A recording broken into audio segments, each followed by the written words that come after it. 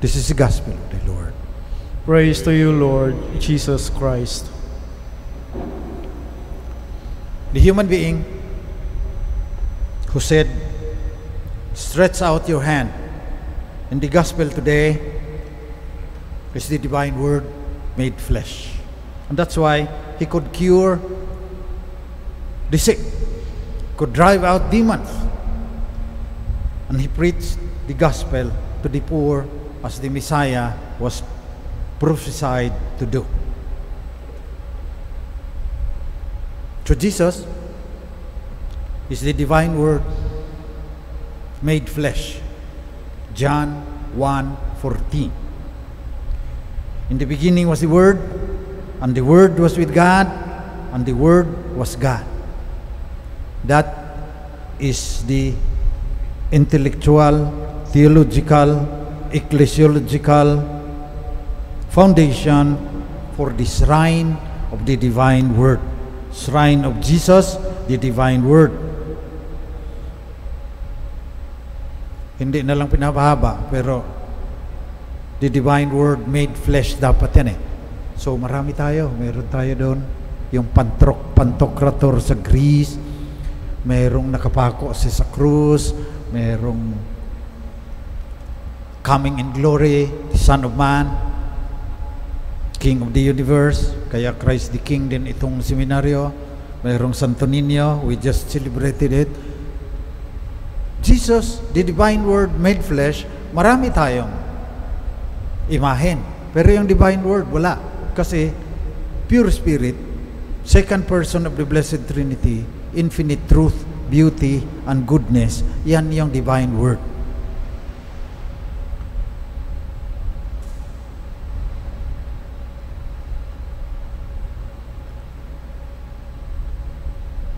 Yung face mask namin si Arnold Jansen. Siya rin ang nagtatag ng Society of the Divine Word. Kaya, dahil Divine Word kami, Society of the Divine Word, yung shrine, Diocesan Shrine of the Divine Word, administered by the SBD, by the Society of the Divine Word, by SBD missionaries. So yung mga Franciscans, may sarili lang silang spirituality. That's the way to arrive at communion with God, because that is the destiny of everyone. Okay? 12th century pa yan sila. Yung mga Jesuits, Dominicans, 15th century yan sila. Yung SBD, founded only in 1875 by Saint Arnold Jansen. Si Arnold Jansen grew up in a very religious home where they prayed, when there was thunder, they prayed the prologue. Yan yung the beginning of St. John's Gospel. In the beginning was the Word, and the Word was with God, and the Word was God.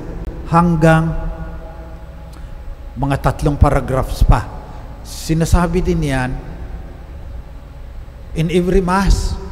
When I was still a small boy, which was a long time ago, yung end ng misa ay yung prologue sa Gospel ni John. Tinanggal na lang kasi nagmamadali na ang mga tao ngayon lagi. Pero pinapaalaala sa atin doon yung in the beginning was the Word, and the Word was with God, and the Word was God. John 1:14, and the Word was made flesh and dwelt among us. So, dahil lumaki siya doon, noong nagtatag si Arnold Jansen ng isang religious community, tinawag niya Society of the Divine Word. Milagro. Itinatag noong culture camp, persecuted ni Bismarck, ang emperor ng Germany, ang Catholic Church. Inagaw yung mga pag-aari nito at in-exile yung mga pari at madre. Kaya si Saint Arnold Jansen pumunta sa Netherlands, mga 1 kilometer lang mula sa boundary. Doon itinatag ang Society of the Divine Word, 1875. Pagkatapos mga 1891, Holy Spirit sisters, servant of the Holy Spirit. At yung pink sisters, siya tatlo ang kaniyang itinatag. At yung tatlo, gusto niya spirituality ng Word. Kakaiba sa spirituality ng mga Franciscans, kakaiba sa spirituality ng mga Jesuit at Dominicans, kakaiba sa spirituality ng mga Agustinians, at iba pang mga religious congregations. Ang SBD, priests and brothers. Ang mga Holy Spirit at saka Pink Sisters, kailangan ang motto, kailangan sundin nila yung motto ni Saint Arnold: Vivat Deus unus et trinus in cordibus nostris. May the Holy and Triune God live in our hearts and in the hearts of everyone. So, missionary. Una, siguruhin mo na the Trinity lives in your heart. Especially the Divine Word. Special devotion to the Divine Word. At ang ipaliwanag ko ngayon, yung tatlong strategy ni Saint Arnold Janssen so that you will arrive at that communion with the Trinity, which is our ultimate destiny. So number 1, sabi niya, contemplation, to see like Christ. Number 2, compassion, to love like Christ. Number 3, conversion, to live like Christ. At ang patutunguhan niyan ay communion, to live in Christ, kagaya ng sinabi ni Saint Paul, I live now, not I, but Christ lives in me. Yan dahilan kung bakit nagsisimba kayo ngayon. Yan dahilan bakit sumasama kayo, nakaki-join kayo sa online. Isa lang. So that Christ will live in us. And if He is there, then there is already Father, Son, and Holy Spirit in your heart. So every Christian is missionary. Itong tatlong strategy, hindi lang para sa mga SBD, SSBS, saka Pink Sisters. Para sa lahat ng Kristiyano, para sa lahat ng binyagan. Number 1, contemplation, to see like Christ. And this means awareness of the indwelling God. Hindi sa pag-iisip, kundi sa experience. Sabi ni Arnold Janssen, the contemplative appreciation of the presence of God in all things and in every situation. May isang Irish poet nagsabi, I see His blood upon the rose. Kung nabuksan talaga ang puso mo, nakikita mo ang Diyos sa lahat ng bagay, sa lahat ng pangyayari. Yan yung contemplation. So this is a response to God who loved us first. It is a lifelong process of deepening our ability to perceive and embrace God, ourselves, and the whole universe, and to respond with love.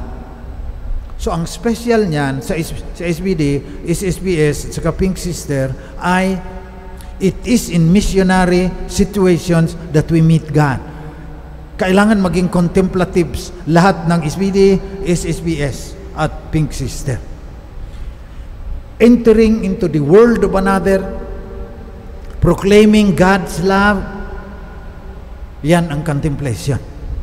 So sabi ng mga SSBS, we do not merely understand mission today as an activity, as what we do, but as our actual being. It is what we are. We are missionaries. And in being missionaries, mission is contemplation, an attitude of discernment, enabling us to dialogue with God, with one another, with the people in their situation. Especially dialoguing with the poor. Yan yung first.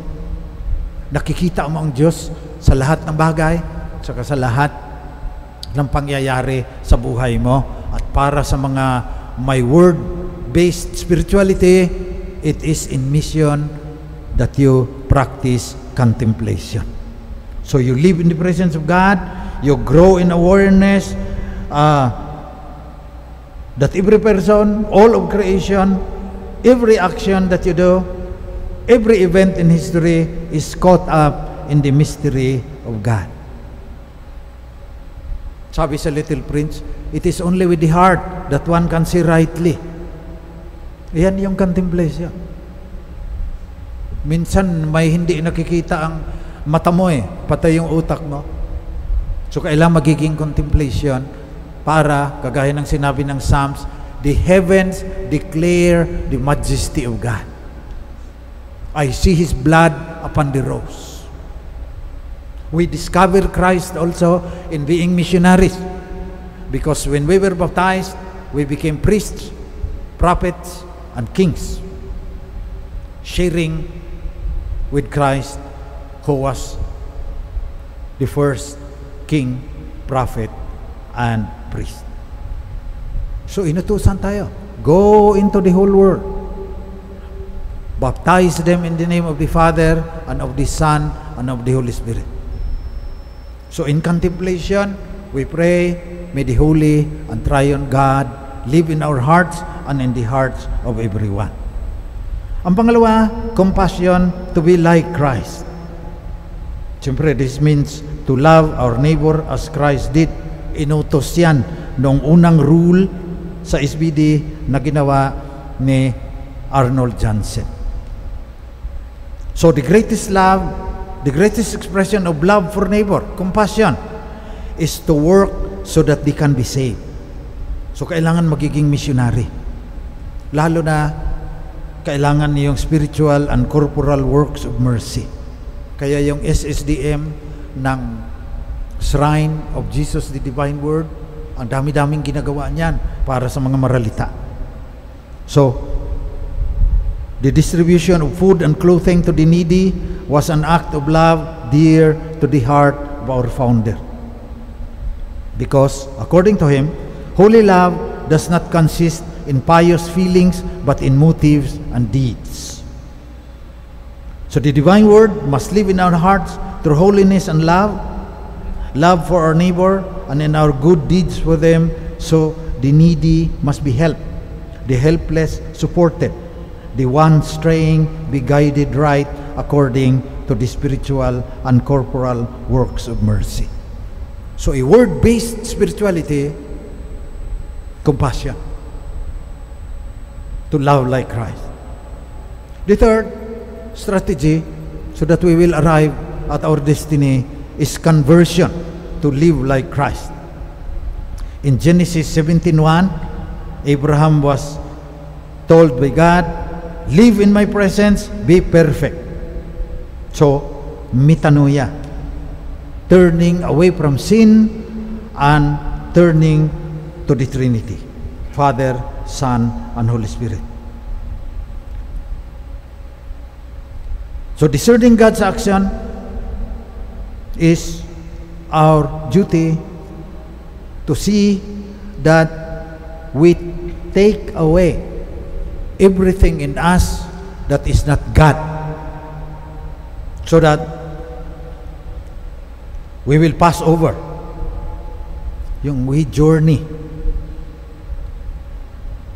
to experience God as the source of compassion, and also to experience our own inner poverty. Blessed are those who realize that they need God. So conversion, according to the chapter, I think 1988 of the SBD, we are also calling for conversion on the community level. Hindi lang yung personal sins. Yung lipunan natin, makasalanan din. Puno ng corruption, incompetence, pagwawalang bahala, indifference and greed. We should also experience metanoia as a people. Kasama yan sa strategy ng word-based spirituality. Kagaya ng sinabi ko, that is the approach of the Society of the Divine Word, the Holy Spirit Sisters, the Pink Sisters, and all Christians who feel attracted to be devotees of the Divine Word, Jesus, who became a human being like us. So as we celebrate the first day of our Triduum, let us remember Saint Arnold Janssen and his 3 strategies for spirituality that is based on the Word, so that we will achieve our own destiny as we become missionaries also. Vivat Deus Unus et Trinos in cordibus nostris. May the Holy Triune God live in our hearts, and we will also exert much effort so that the Holy and Triune God will live in the hearts of everyone. Yung pangarap ng SBD, tulungan ninyo kami dyan. Pangarap din yan ng Blue Sisters, Holy Spirit Sisters, at saka ng Pink Sisters. Sana magkaisa tayo. Mas kailangan namin kayo sa aming misyon na panatilihing buhay ang banal na santatlo sa puso ng bawat tao dito sa mundo. Yan ang ating panalangin sa misang ito, unang araw ng Triduum, sa pagdiriwang natin ng kapistahan ng banal na diwa, Shrine of the Divine Word, Shrine of Jesus, the Divine Word made flesh.